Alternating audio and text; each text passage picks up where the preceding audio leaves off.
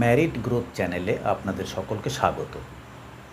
আমি গতকাল সিম্পলিফিকেশান অর্থাৎ সরলীকরণের অঙ্কে ভি বাদবার সম্বন্ধে বলেছিলাম। আজকে একটি অঙ্ক নিয়ে এসেছি। কোনো ভূমিকা রাখব না, একদম সরাসরি অঙ্কে চলে যাব। তবে একটি কথা, আমি সাধারণত ব্ল্যাকবোর্ডে অঙ্ক করি, কিন্তু ব্ল্যাকবোর্ডে আগে করতে গিয়ে দেখলাম অঙ্কটা একবারে করা যাচ্ছে না, 3বার 4বারে করতে হচ্ছে। সেই জন্য আমি আজকে এই বোর্ডে করেছি। একটা অঙ্ক এক জায়গায় না হলে যারা অঙ্কটা শিখবে তাদের শিখতে অসুবিধা হবে। আপনারা একটু জুম করে দেখে নেবেন। আজকের অঙ্কটা হচ্ছে 1/1 into 2 plus 1/2 into 3 plus 1/3 into 4 plus 1/4 into 5 plus 1/5 into 6 plus 1/6 into 7 এইভাবে 11 পর্যন্ত গিয়েছে এবং লাস্টে আছে 1/11 into 12। তাহলে আমি কি করব, প্রথমে কয়েকটি পদের মান লিখি, তাহলে তোমাদের বুঝতে সুবিধা হবে। 1/1 into 2 ইকুয়াল টু 1/2, এটা লসাগু করে পেয়েছি। তারপরে 1/2 into 3 ইকুয়াল টু 1/6, এটা লসাগু করলে তোমরা পেয়ে যাবে, সেটা আমি পরে আবার তোমাদের দেখাচ্ছি। 1/3 into 4 ইকুয়াল টু 1/12, এভাবে চলতে থাকবে।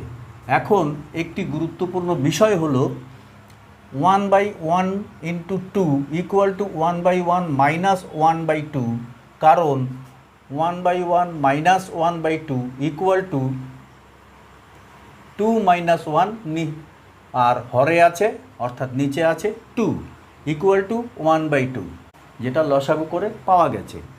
আবার দেখো 1/2 into 3 ইকুয়াল টু 1/2 মাইনাস 1/3, কারণ 1/2 মাইনাস 1/3 ইকুয়াল টু নিচে থাকবে 6, লসাগু করলে উপরে থাকবে 3, 3 মাইনাস 2 ইকুয়াল টু 1/6।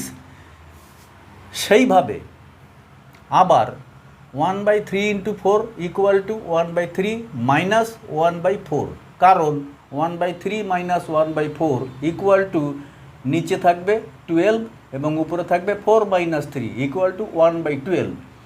এইভাবেই 1/4 into 5 ইকুয়াল টু 1/4 মাইনাস 1/5 এবং 1/11/12 ইকুয়াল টু 1/11 মাইনাস 1/12। তাই পুরো ধারাটা এভাবে লেখা যায়। ব্র্যাকেটের মধ্যে যদি লিখি 1/1 minus 1/2 plus 1/2 minus 1/3 first bracket plus bracket দিয়ে 1/3 মাইনাস 1/4 ব্র্যাকেট, এইভাবে একদম 12 পর্যন্ত করেছি। 1/12 পর্যন্ত করতে হবে। এখন সব পদগুলো খুলে লিখি, অর্থাৎ এই ব্র্যাকেটকে আর রাখবো না। ব্র্যাকেটকে না রেখে আমরা অঙ্কটাকে দেখব। 1/1, সুতরাং এইটা 1ই থাকবে, এটা ডিভাইডেশনের প্রয়োজন নেই। Minus 1/2 plus 1/2 minus 1/3 plus 1/3 minus 1/4 plus 1/4,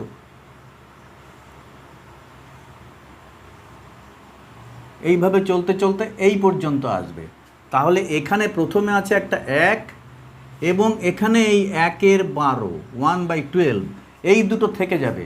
মাঝখানেরগুলো দেখো, এখানে লক্ষ্য করো, minus 1/12 plus 1/12 equal to 0, minus 1/3 plus 1/3 equal to 0, minus 1/4 plus 1/4 equal to 0। এভাবে একে একে মাঝের সবগুলো পদ কেটে যাবে। থাকবে কি, এই 1 এবং এই 1-এর 12, এই দুটো থেকে যাবে। এইবার এই দুটোকে নিয়ে আমাদের অঙ্ক করতে হবে। তাহলে কি লিখেছি এখানে, শেষে থাকবে 1 মাইনাস 1/12। এখন প্রশ্ন হলো 1 থেকে 1/12 কি করে বিয়োগ করব? তাহলে আমাদের কি করতে হবে? ভগ্নাংশ বিয়োগ করতে হলে হরের মান সমান চাই। এখানে যেমন 1/12 আছে, এখানেও 1/12, সেইভাবে লসাগু করে বিয়োগ করতে হবে।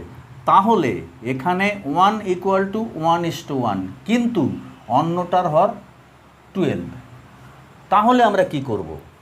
তাই 1কে 12 হর বিশিষ্ট ভগ্নাংশে পরিণত করতে হবে। মনে রাখবে 12 × 12 = 1। এই জায়গাটা তোমাদের একটু আমি পরিষ্কার করে বুঝিয়ে দিচ্ছি। যে কোনো একটা বস্তু, সেই বস্তুকে আমরা 12টা টুকরোয় ভাগ করলাম। 12টা টুকরো ভাগ করলে সেই 12 মানে যে আসল বস্তুটা সেটা তো 12, এবং যে ভাগ করলাম যে 12 দিয়ে সেটাও 12। অতএব কিনা 12/12 = কিন্তু 1। বস্তু তো একটাই, কারণ 12/12 = 1। 12কে 12 দিয়ে ভাগ করেছি, করে আমরা কি আসল একই পেয়েছি। তাই 1 = 12/12। তাহলে অঙ্কটা হলো 12/12 - 1/12। এই যে এখানে 1/12 আছে, আর এই 1কে আমরা 12/12 তৈরি করেছি। সুতরাং এখানে যদি লসাগু করি, নিচে 12 উপরে 12 - 1 = 11/12, এইটা হবে উত্তর। আজকে তাহলে বন্ধুরা এই পর্যন্তই আমি এই অঙ্কটাকে শেষ করব। যদি এর মধ্যে কোনো জায়গায় না বুঝতে পারো কমেন্টে আমাকে জানাবে, আমি তোমাদের সেই জায়গাটা ডিটেলসে আরও বুঝিয়ে দেবো। কোনো অসুবিধা নেই, একদম দ্বিধা করবে না।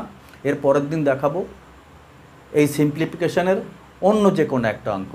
সিম্পলিফিকেশন সম্বন্ধে বেশ কয়েকটি অঙ্ক তোমাদের আমি দেখাবো নানান পর্যায়ে।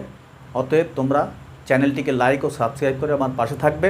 এরকম কঠিন কঠিন অঙ্ক তোমরা যদি শিখতে চাও আমাকে ফলো করে রাখবে। ধন্যবাদ।